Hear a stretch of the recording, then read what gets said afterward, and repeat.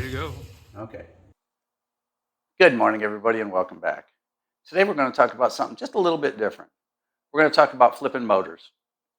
I've been asked more than once where I get the engines that I work on. And if you watch the channel a lot, you know that I don't fix anybody's mowers. I don't work on anybody's weed eaters, nobody's chainsaws. I've had a few offers to work with commercial companies to work on theirs. And even the local lawn services ask me if I'll fix theirs for them, and I tell them that I do not. However, I will buy it.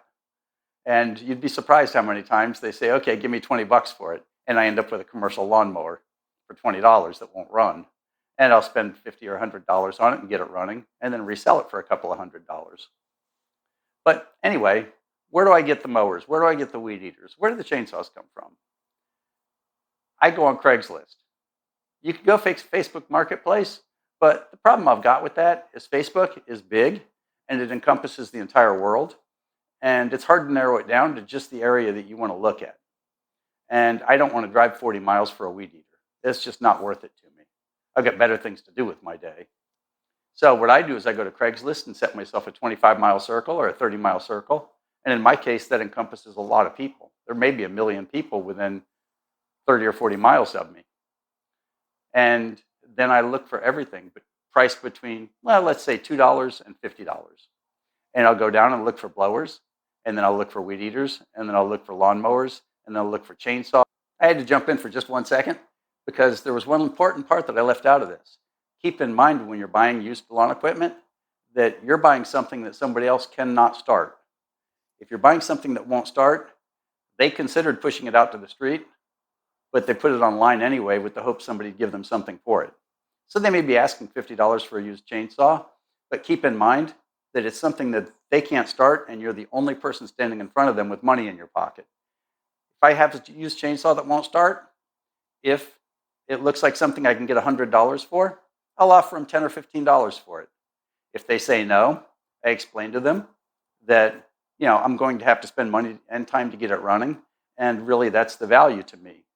You'd be surprised. Most of the time they'll say yes. Sometimes they'll negotiate and say, well, give me 20 instead. And you say, okay, give them $20. Even if you only sell it for $75, if you give them 20 and then spend $25 on a carburetor, you still won. You still had a good time. And if you're making videos, it gave you something to make a video of. Okay, let's get back to the other guy. And I might even do it again in the afternoon occasionally. Because for the cheap ones, you want to be the first one there. So you have to keep your eyes open. You have to look pretty often. So I also put an ad out there.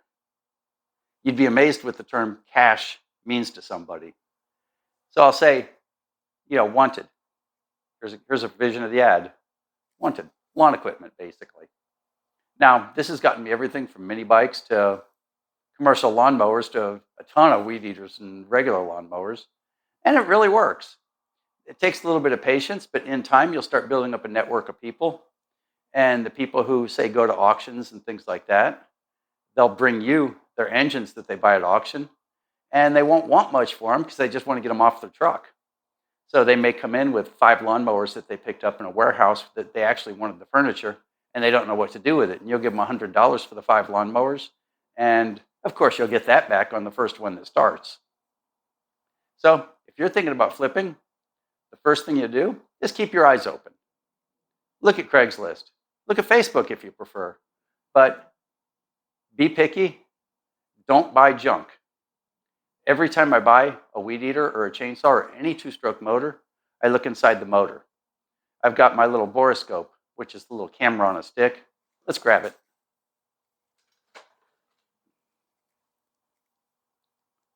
This guy. And it just plugs in. It can plug into your phone, but the one I've got in particular, I use a little Microsoft Surface to get a good look inside the engine. And I look for burn marks on the exhaust side of the motor. And if I see them, not interested. Occasionally, I'll give them $5 or $10 for one that's got a burned up motor because I want the shaft, but that's about it. I always tell people when I see it burned up, I said, the only thing it's got on it is a gas cap. And they just laugh at me, and they know that it's burned up because it usually got regular gas. So if you do look for 2-stroke motors, you need to own one of these. This is $20, $25 on Amazon. So you want one, and you want to bring it with you everywhere you go. If somebody won't let you pull the spark plug out to get a look inside the motor on a little two-stroke, that's okay. Walk away. That just means that that's one you're not buying that day. I hit that at least once a week where somebody really doesn't want me to look inside. And I just think, okay, no big deal. Next deal's coming down the road. It'll be here fast enough. So if you're thinking about flipping motors, make an ad. It's just like this one. You'd be surprised what you'll find. And I see 2 or 3 ads that are out there just like mine, and people who fix other people's mowers who want to, they say, I'll fix your mower for $35 or whatever. And that's fine. Those are people really aren't your competition. Can't look at them that way. You got to look at them as friends who are doing the same thing you're doing. It's all good. And occasionally, if you meet one of those guys doing that, that's good. You might be able to trade parts back and forth. He might have a straight shaft that you need, and he'll trade you for a head for a weed eater that you don't need anyway. And so those are your buddies. Those aren't your enemies. They're not the competition. Never, ever, ever buy from anybody who has 15 things for sale, though, because that means that's somebody who has a pile of things that he couldn't fix over the years.